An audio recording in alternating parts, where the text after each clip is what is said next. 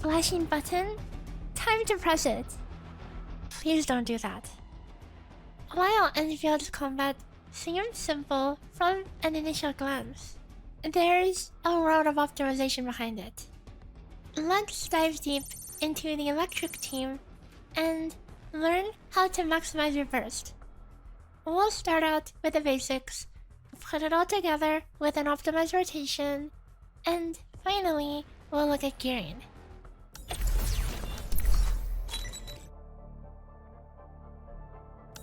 Avywenna is your main DPS in this team, doing huge bursts of skill damage.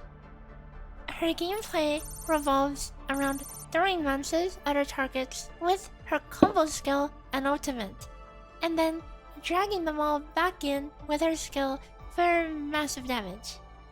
These lances last on the floor for a very long time, so you'll have plenty of time to set them up before a burst. The lance launched from her ultimate is significantly stronger, and also applies electric susceptibility, which further amps her burst. Perlica is a core support in this team, and is the main source of electric infliction via her skill. She provides a force electrocution on her combo skill as well, which is easily triggered on your final strike. Her ultimate is just a big nuke. Yeah, that's about it. She's fairly simple to play. Arclight is a unique support who provides SP generation on top of providing an electric buff that scales with her int, though this really needs her at P5 to properly fit in an optimal rotation. Her combo has an extremely short cooldown, only 3 seconds, triggered by either applying electrification or consuming it, which her skill does.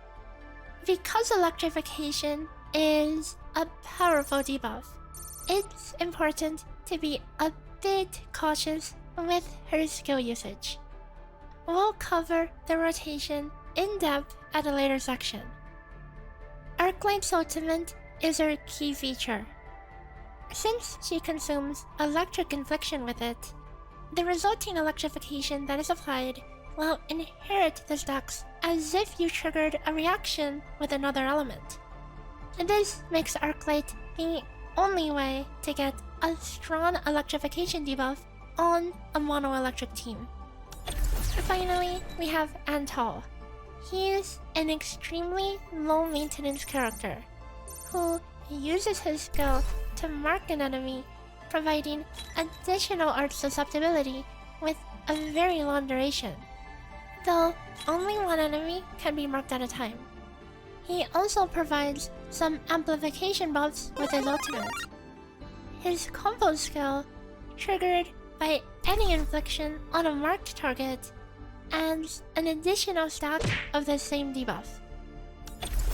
Ardelia can provide some powerful debuffs, especially with her signature weapon that's given for free. However, she is very anti-synergetic for the team, as she is only able to place said debuffs when Art's infliction is at 0, stalling the opener. What's more is that these debuffs will also not last for the entire rotation. For AoE content, Gilberta provides invaluable utility with being able to pull enemies together, providing some strong debuffs as well. However, her role will be further explored in a different video.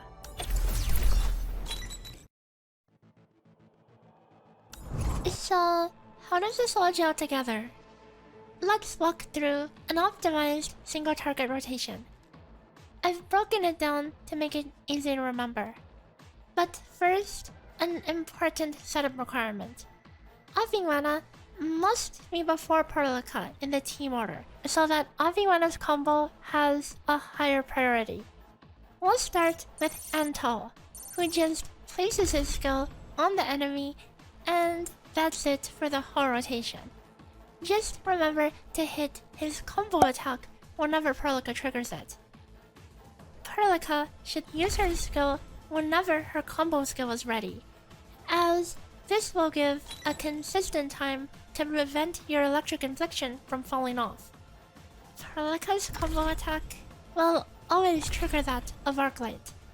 When this happens, wait a second, and then use Arclight's skill, followed by combo again. For Avywenna, it's good practice to dodge cancel the final hit of your basic attacks, because it's also a good excuse to position yourself for your combo attack, which should be used whenever it's up.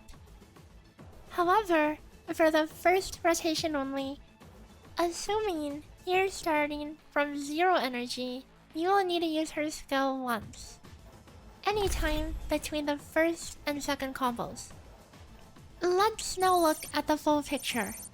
You will reach 100% energy on all characters and be ready to burst exactly when hitting a boss's break with this rotation. After Perlica's third skill, use Antal's combo and ultimate, followed by that of Arclight, Avywenna, and finally Perlica. Arclight's electrification application on her ultimate is very delayed, so make sure you wait for that. Finally, squeeze in one final combo on Avywenna before pressing your skill for the full power nuke.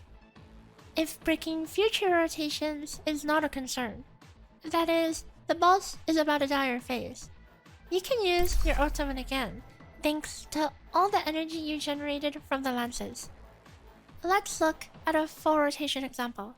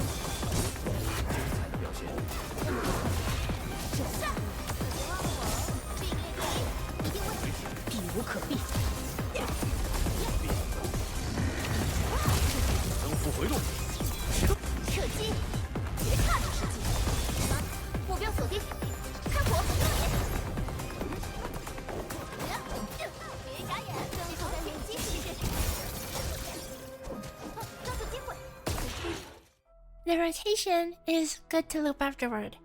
The loop will be stronger than the opener, due to being able to land 13 lances as opposed to 10, assuming you have P2 anyway. Without P2, just play the loop the same as the opener, as the first set of lances will despawn before you get around to using them. And though, speaking of potentials, let's talk about how they influence gearing and energy requirements. Disclaimer: the following suggestions are made based on early theory crafting. As new rotations, strategies, and discoveries are made, these may change, so take them with a grain of salt. For Avywenna, while taking enough ultimate gain can help you potentially skip the first skill cast in the opener, it's not worth sacrificing her stats as your main DPS. As such, the Bone Crusher set is her core, granting a massive skill damage boost. Use 2 of the figurine and Poncho T1. For gloves, there's a few options. Yinlan gloves have the correct stats and give combo skill bonus, and the Pulsar Labs gloves doesn't give the correct substat, but gives electric damage bonus. Even with how diluted the damage bonus multiplier is, the overall vector between total attack and damage bonus is around 4% higher. Your combo damage will suffer a bit, but since an overwhelming majority of Avywenna's damage is concentrated into the burst window, it's better to focus on that. For Perlica, the Poser Lab set gives strong main stats, on top of a large amount of electric bonus. While we aren't using her electrification for single target scenarios, the arts intensity is still nice, especially in AoE scenarios where a more constant electrification is useful. Use the Eternal Zeronite gloves to top off the build, which will also give her ultimate gain. If you don't have her P2, you will need an additional 1.7% gain to make the rotation work, which you can get via artificing. While detonation unit is technically better on Antal, as you'll miss the initial uptime with Perlica, Antal can use OBJ, whereas Perlica cannot. However, the weapons should be swapped if you only have Wild Wanderer as your other option. Arclight's OT energy reduction passive is locked behind P4, and without that, you'll need 38% energy gain. The set you use otherwise is either the Frontier set, which provides a small buff, or the Poser Lab set, mainly because of the art's intensity. If you need to hit the energy threshold, you won't be able to have either set. An example combo of what you can use in that case is the Eternal Zeronite gloves alongside one Redeemer Seal, and then the Poser Labs Bowl and Frontier's Armor T3. Finally, for Antal, either run Eternal Zeronite, or if you're poor like me and haven't leveled them up properly, the Catastrophe Purple set is an amazing crutch for your opener SP by refunding 50 once per battle. This concludes this Electric Team guide. Expect deeper dives with more data and more precision in the future, as Theorycrafting takes a lot of time to set things up. Also, we don't even know what endgame we're going to be optimizing for right now.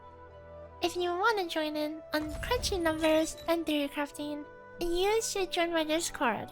Link in the description. See you guys next time. Bye bye!